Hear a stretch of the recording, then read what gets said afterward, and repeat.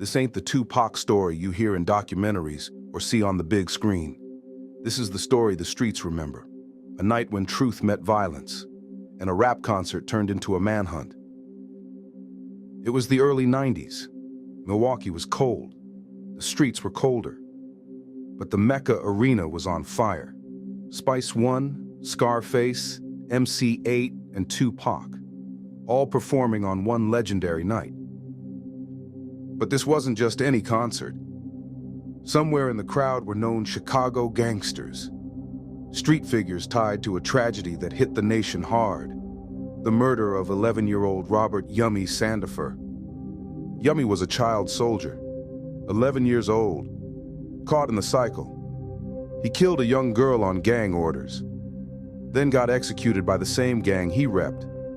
A kid turned killer, then killed by killers. His story shook America. When Pac hit the stage that night in Milwaukee, he spotted them, the very gang responsible for Yummy's death. And right there, in front of thousands, he lit the match. It was a big-ass concert. So, a lot of dudes had traveled up from Chicago up to Milwaukee because it's nowhere. It's, hop, skip, and a jump. So, the show's going on and everything. Everything is good. My dude Pac get on stage. He's performing, doing his thing.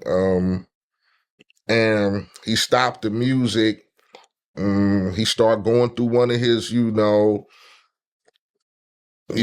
was addressing the crowd, and addressing a couple of dudes in the crowd. And I don't know if, the thought was, we in Milwaukee, shit, this is Milwaukee, this ain't motherfucking New York or fucking LA or fucking Chicago, this fucking Milwaukee. So I don't know if that was the attitude, but, it changed to a lot of, you niggas ain't shit.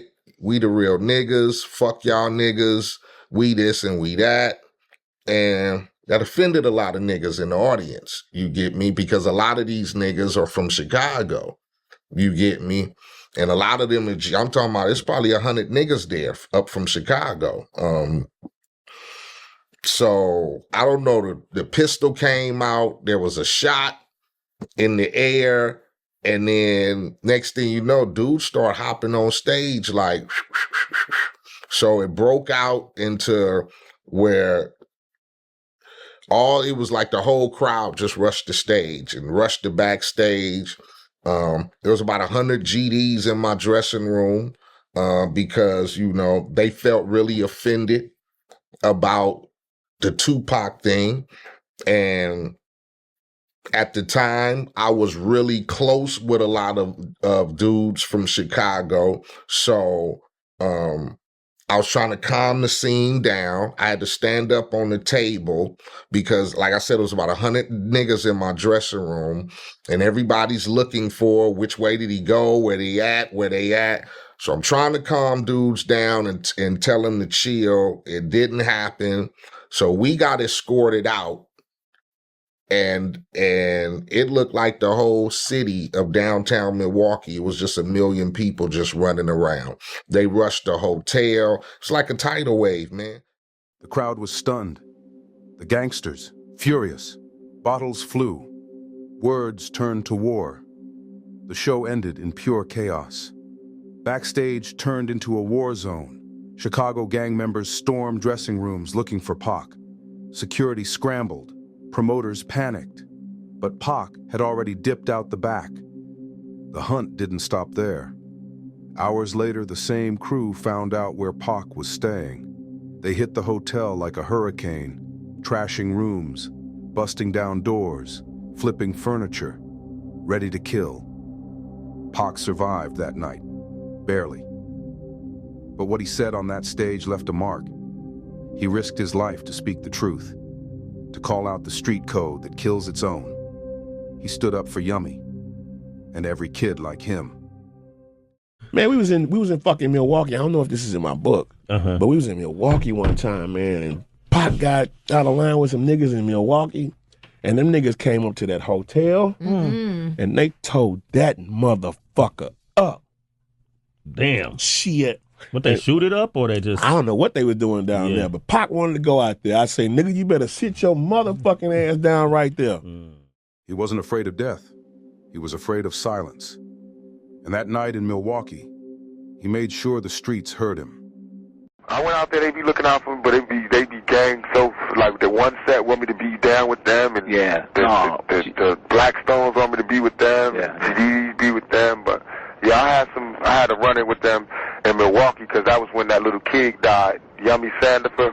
Yeah, I heard you sent a shout out to him. Yeah, I had to do the show that next day after they just killed that kid. Yeah. Because you heard what happened, right? Yeah, they executed him. Right, they executed him, and I was out there when I did the show. The gang was in the fucking audience. The whole gang had like bought out the stadium. Damn. So I'm rapping to the niggas that just killed this little kid, and they all screaming out "Thug Life," and I felt bad. Like, wait a minute, they got it twisted. Yeah. So I started cursing them niggas out, like y'all niggas is cowards.